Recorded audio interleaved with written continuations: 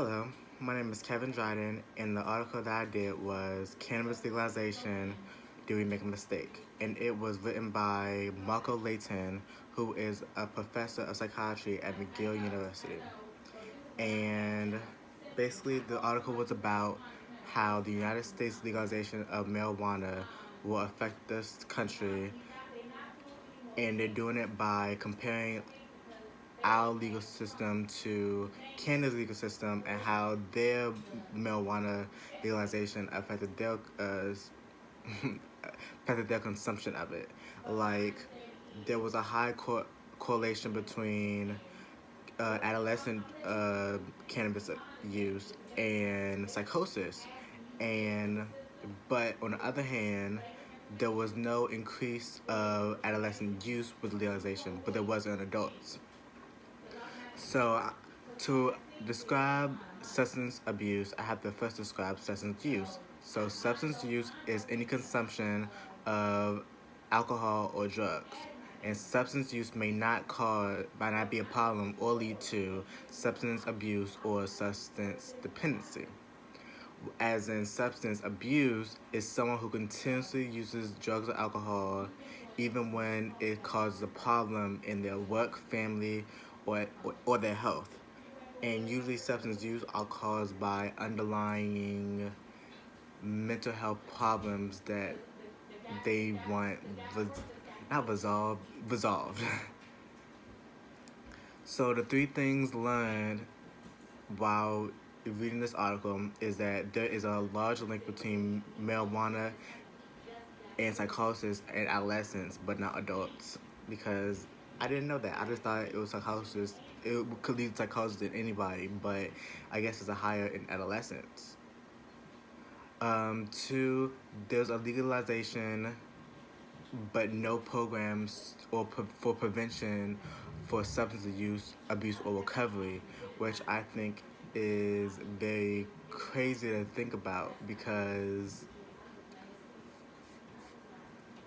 for it to be legalized and for it to be such a stirring conversation in America, I would think that there'll be an increase of substance prevention and abuse protection for when it does become legal, because I feel like that eventually it will become legal.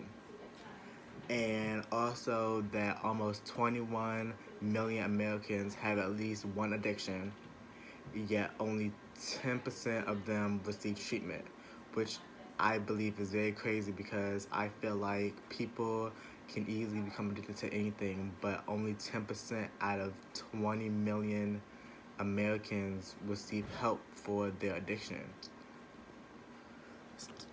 So, three community resources that I would recommend. The first is a national substance abuse helpline, which if you call, they will give you helpful information about how to help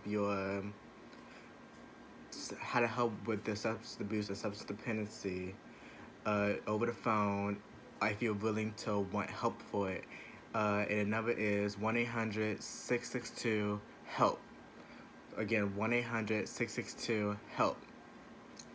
Another idea I was thinking about is substance abuse prevention programs in schools and colleges, which it will help basically show the young students to college students, the negative impact of drugs instead of just saying no, drugs are bad. Like really show the impact that it could do, like how it might solve your problems for a short amount of time, but long term it can really affect your life and affect your family. And my last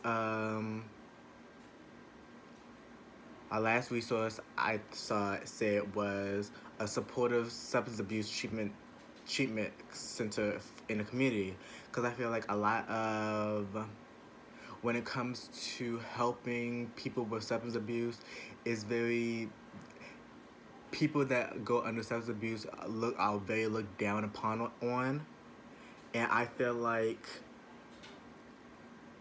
when it comes to addiction, they need more supportive people in their lives to help build them up instead of people looking down to them,